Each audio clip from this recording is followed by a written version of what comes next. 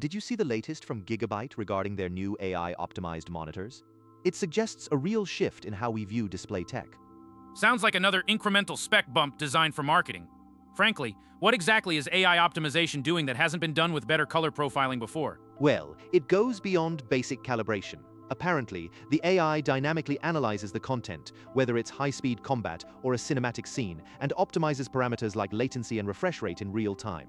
So, it's adapting the hardware output based on perceived input stress. That implies a degree of predictive processing, which is computationally intense.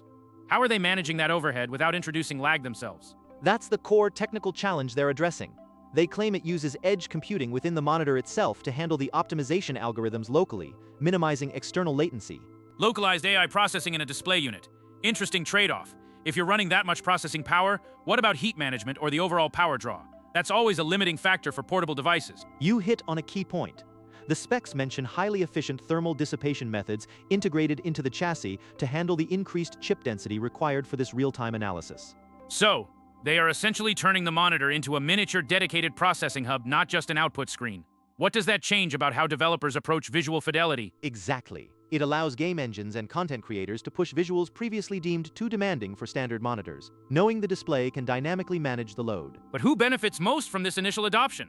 Is it simply the ultra-high-end competitive gaming market? Or does this capability extend beyond just fast-action titles? While gaming is the immediate focus, the underlying technology could revolutionize professional visualization, think medical imaging, architectural rendering, or advanced data analysis displays. Right?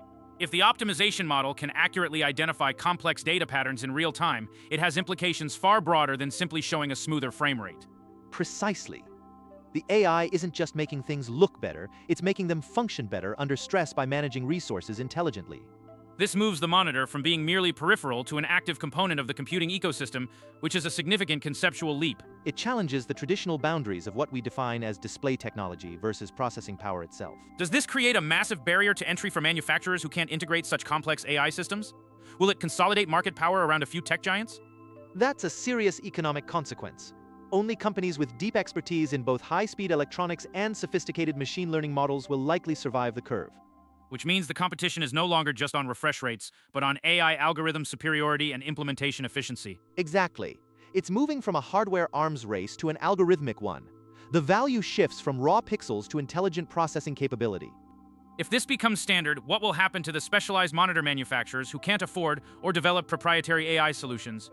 Will they become niche players? They risk being relegated to the lower end of the market, focusing only on cost-effective, non-optimized displays until the technology matures and drops in price. So, the next generation of computing hardware might be defined less by the GPU's power and more by how intelligently the display unit manages its own performance resources. That seems to be the takeaway. The future monitor is a co-processor, not just a window.